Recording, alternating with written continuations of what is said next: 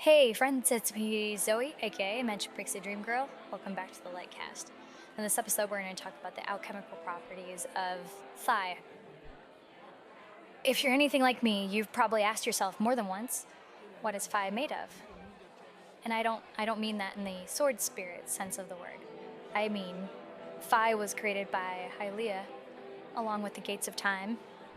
And in the Gates of Fi, it's hard to say whether Fi pre-existed the goddess sword, or if Fi was created as part of the goddess sword, or what that spirit is. Um, but I had some answers and some findings and thoughts and a few theories as well, and I wanted to get into them. So yeah, let's dive in. So when you take a good look at what the appearance of Fi, one of the things that you'll see is that she's of course split down the middle, blue and purple. And that has shown up in other games in different ways. We're going to get into that as we go. The biggest thing that I wonder about her is her own capabilities and the things that she has advanced knowledge of. Because while Hylia may have left behind the secret stones for the Zamai, and at this point, frankly, I don't know what she really left behind for the Sheikah, other than a list of to-dos if she reincarnated and that kind of thing.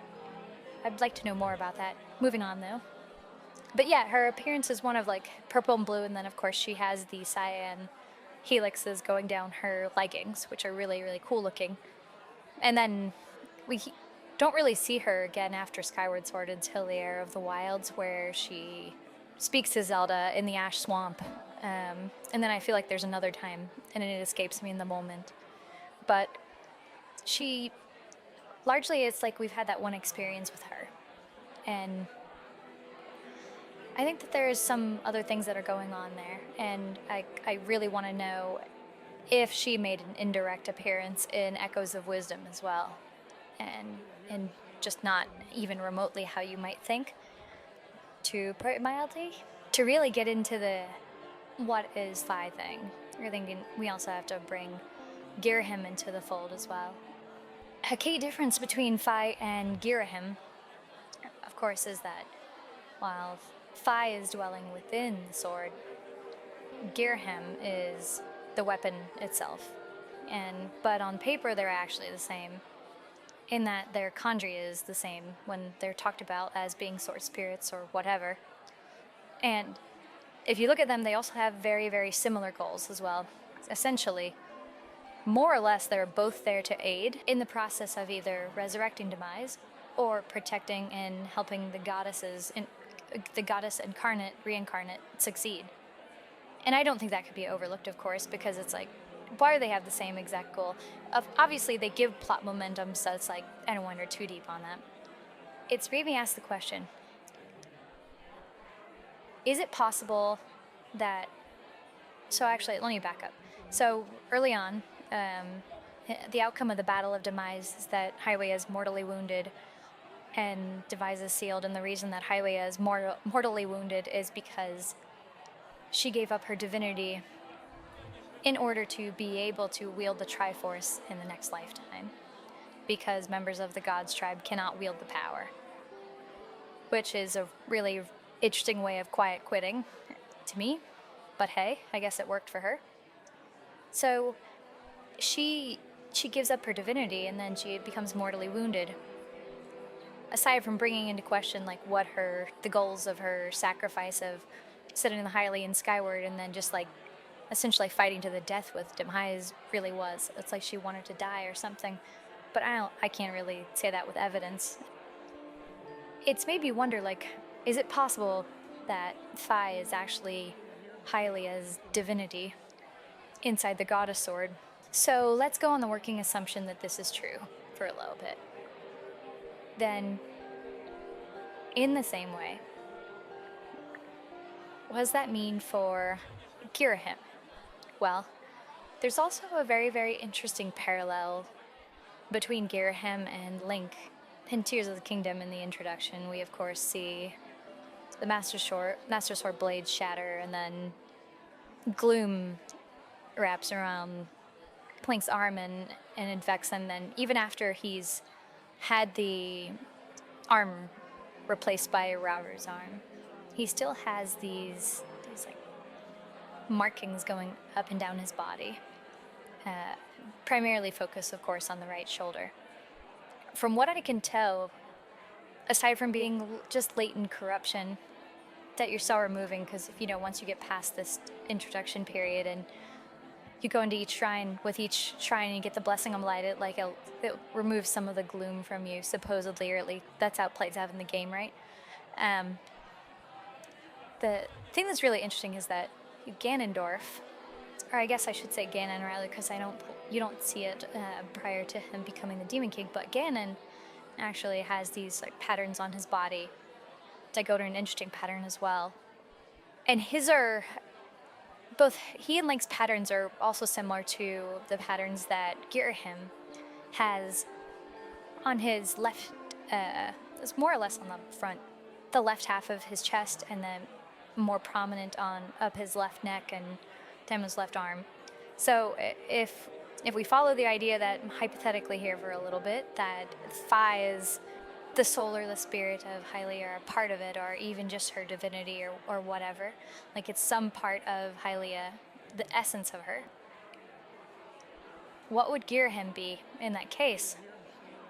Well, Ghirahim is an incredibly good sword fighter, better than Link for all intents and purposes, and so you beat him anyway. He also provides an origin for something that we've seen throughout the series time and time again, which is Shadow Link. He mirrors every sword move that you do. He can copy anything, he can block anything, he almost knows it beforehand. This started to feel a little bit like the Shadow Link from Water Temple, or the Shadow Link from the Great Palace and Adventure of Link. And it makes me wonder what became of the ancient hero that was picked by Hylia, because as far as I know, that's never explained. Getting into the Tears of the Kingdom observation, one of the things we see is Minoru getting her spirit from her body and putting it into the Puriped and dwelling in a long sleep for essentially like 10,000 plus years. And I think that's a hint. And the reason why is because if you look at the general implementation of that concept, she not only does that once, she does that twice, and she transfers herself into a construct afterwards. The fact that Minoru wields the Secret Stone that was directly passed down to the Zonai by Hylia herself is really important. Aside from all the other things that makes me ask questions about, such as, are the Secret Stones actually just different aspects of Hylia's own capabilities that were distilled? There's no proof for that, but it's like, it has made me think that a little bit. Because, of course, the Sage Spirit, Minoru, like, it brings forward that power in her, and she's able to do that. And we know that Hylia gave up her divinity. We don't know to what extent, what that really means. Obviously, she gave up her immortality, but she couldn't have completely given up her divinity because she is still hailed as the goddess. She still talks, she still exists outside of time, she still gets reincarnated. So it's like, the goddess is still there, of course. I think that it's at least decently reasonable that could be the case. One of the other reasons that I think this is because if you look at it, if you look at the model of Fi's face, specifically up around her eyes and the shape of her nose and the way that it's formed, is not completely natural like you'd see in a human being, which is to be expected. The curvature specifically above the eyes is like really unique. It's actually kind of gives her like a doll-like appearance. And that's not the only thing. If you go and take a look at the goddess statue in Skyloft and go up and peek at her face, you can see the same exact type of formation going on there, which is really, really, really fascinating to me. If you were to look at the statue directly, without giving it too much thought, you could convince yourself that the goddess had long hair because of that statue, but upon closer examination, that's not quite exactly right. What Hylia's got, the statue anyway, seems to be wearing is like a credebnum, like a headscarf, and it's made out of feathers. And there's some really, really cool theories that I have about that. I wish I could go into it at the moment, but that deserves this entire space for me to talk about. But so we don't actually know a whole lot about Highway's appearance other than what we see there. And it's really, really makes me wonder about the possibility of that. So that's one thing. And that's not to say that there aren't other features in Ghirahim that mirror Link. Namely, Demise, to back that up a little here, Demise does not have pointed ears at all. Demise has rounded ears, which is some we see with Ganondorf later on. And then you have Ghirahim, who has pointed ears, and they're not quite like what you see with Betwell, and when he becomes human, whereas his are pointed, but they look like they're clipped at the end. Whereas with Ghirahim, that's not actually the case. I think the thing that makes that really, really fascinating to me is it kind of gives this idea, or like brings out this idea to me of perhaps Ghirahim, the sword spirit, being the corrupted essence of a Hylian, perhaps, or a person with that species. Ultimately, of course, a lot of this stuff is very, very much in conjecture territory for me because there's not really proof, but I don't think it's too far outside the realm of possibility overall, especially when you consider Ghirahim has this pale green skin. This is something that we see Ganondorf having much later, and it kind of makes me think like person being corrupted by some sort of an influence. So you have these two figures, these two sword spears that kind of have these resemblances to different figures that we know about, and it just makes me wonder. I think that it's worth a possibility. I think it's also a possibility that Fi is made entirely of some sort of an animate gemstone. I don't even know how to describe that, honestly. But like her appearance and her general luster would remind you of the appearance of the Gates of Time, which also have purple and blue and cyan flecks throughout them, and blacks and all kinds of stuff. I do think there's a possibility that Fi is maybe an animate gemstone of some kind. You might even say a spirit imbued into some sort of a gemstone. That also wouldn't surprise me. I'm certain that the Zonai learn their ability to take Zonite and forge it into something that has magical properties that seem to either defy gravity, function as electricity, or a whole bunch of other things. They must have learned that from somewhere. Maybe they figure it out themselves, but something to think about. And the reason why I go the gemstone route too as a possibility is because of something in Echoes of Wisdom. I didn't actually come up with this. This is something that was posed by my good friend Gibora, who has a video talking about what the might crystals actually are in Echoes of Wisdom.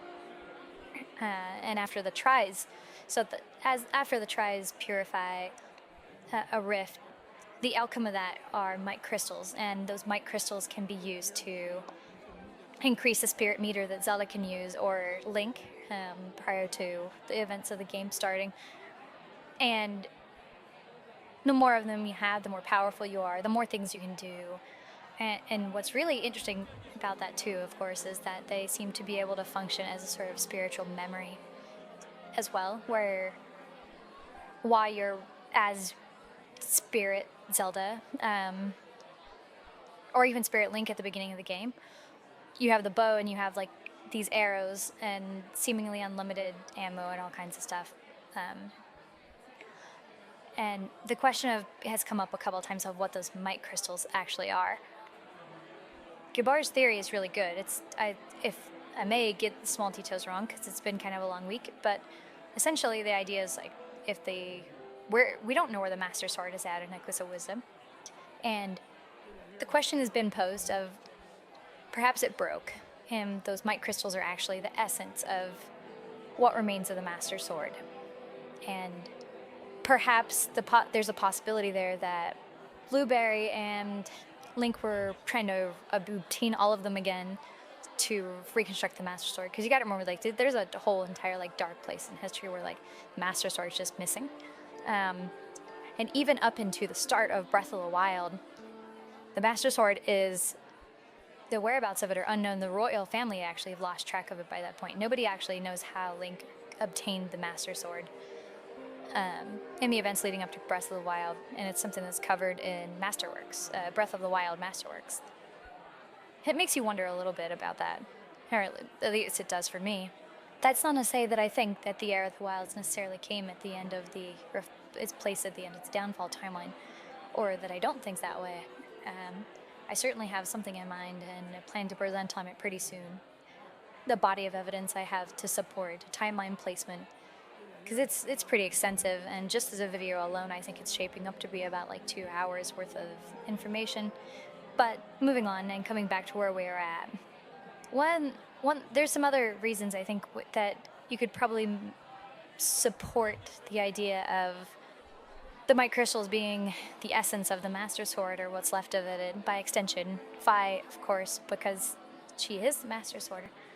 And this comes back to something that you can observe all the way back to Skyward Sword, which is the ability for darkness to absorb light and light to absorb darkness. What I'm referring to is the master plan by Ghirahim to resurrect Demise in the past by taking a fully awakened and charged up Zelda from the future after she had already been to the past. And then, of course, Tears of the Kingdom Masterworks also mentions that the giant evil tree down in Gloom's Origin, Gloom's Lair, it's one of those, it was definitely a sacred tree. And it may have been the result of the darkness of Ganon slowly consuming the light from that sacred tree, or the energy from that sacred tree, and corrupting it. And it does go on to take it a step further and even talk about how the two forces can consume one another depending on which one is stronger in a given environment. And I think that's why the Tries are able to turn it back into light crystals afterwards, after they've been consumed by Null, or whatever happened. Theoretically, I can only imagine like Null eating the sword, perhaps. I have no idea, while screaming about something like a 3-year-old. But either way, you get that outcome of like light being able to purify darkness, and you can see something like that too. Like there's a theory that I have, which is that if you look at like a model of the Earth, and you have like the different layers of the Earth, like the crust, the mantle, and so on, there's a similar model for the world of Zelda, that world that Zelda takes place in, where you have, of course, the surface, and then you get into the depths, and theoretically there could be like a layer that's lower than the depths, which is where maybe like Null has been contained, perhaps. And Zonite being the result of a purifying evil. And that itself gets into a whole thing where, let's say that it is, then you have a good purpose for the light roots being down there that are not necessarily directly tied to the Zonai, because those light roots should act as a purifying force if you have enough of them. And it's illuminated enough. So it's like, isn't it residue or essence of what was going on in the underworld? Because at the end of the day, that is what the depths is. The depths is the underworld that's been spoken about in so many Zelda games. Whether it's the Majin no Sakai, like, I don't know, but probable. So that kind of like comes back to that too, of are we actually seeing that Fi is a gemstone that is imbued with some sort of a soul or a spirit that and is echoes of wisdom, and the Might Crystals some proof of that? Maybe. I don't know. And then finally, there's the last thing, which is, what if Fi is not actually a spirit at all, in the sense that we think of it as, because the kanji that sits beneath Arctic describes her as a sword spirit. It does have a couple of definitions, and one of those definitions is like, it could be a spirit of a dead person, it could be just a spirit, like a soul, but it can also be just the essence of something. I think that there's another possibility too that's worth examining, which is, Fi the sum of all of Hylia's labors? And what I mean by that, I talk a lot about the possibility of the Zonai being the advanced civilization in Lanayru, and being the ones who had the army of robots and so on. They also worshipped Hylia very much, very devoutly believed in Hylia, and much in the same way that the Hylians learned some of their magic and their capabilities from the Zonai.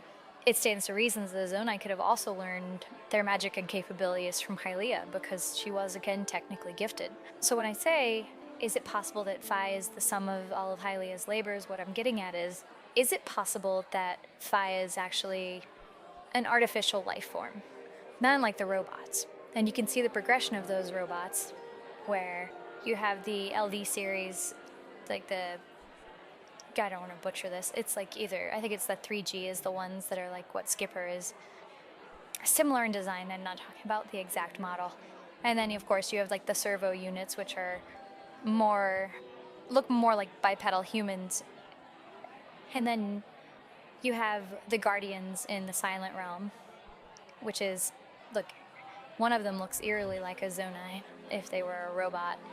And I do have to question if Fi is an artificial life form, if Fi is like the pinnacle of Hylia's work in her time. And we see some parallels to that elsewhere too. Regardless of how you feel about Age of Calamity, you have Zelda and Tarako. There's always like an assistant type of figure that has like this like intelligent being, even when they're not necessarily a part of the story itself. It's actually caused me a few times to wonder if the Zonai were the reason why they were born, lived, died, and went extinct is because they are themselves artificial life form. Clearly, it's not like a super popular theory or anything like that, even to myself, but it does make me wonder. When you see the way that Uraru glows, it almost has like the glow of a non-human being, even more than like a living organism. Like there are times, and then his arm being semi-mechanical in nature, and it makes me wonder a little bit if that's what they were, and what we actually see in the Silent Realm as a primitive version of the Zonai. It would also make sense, because if you think about an artificial life form as being this bias-free, objective thing created by Hylia, they would have been really good candidates to leave something like the Secret Stones with, and trust Fi to, essentially wake up the hero and get the hero going whenever she's reincarnated. So that's another avenue that I wonder about. Ultimately, like so many things in this series, it's one of those things that remains a mystery, of course. And there's a lot of really interesting evidence all over the place that could cause you to interpret things one way or another. But I think for me, it's like, I would love to know more about everything that happened before Skyward Sword. When people talk about how they got tired of the world and the era of the wilds, and they want something brand new and fresh, I'm just like, can I please have a game where I just play as Zelda and she's doing like archaeology? Can I go read the books in her library, please? That would be really fantastic. I would love that so much. Can I have a game where you're a lab assistant to Pyrrha and she's like talking about the chemical properties of like the Sheikah fuel source, the blue liquid? Like, please, I just want to know. Anyway, as always, I hope you enjoyed this. If you have thoughts or ideas or questions, I'd love to hear from you. So please drop them in the comments if you can. Thanks for joining me, and I hope to catch you next time.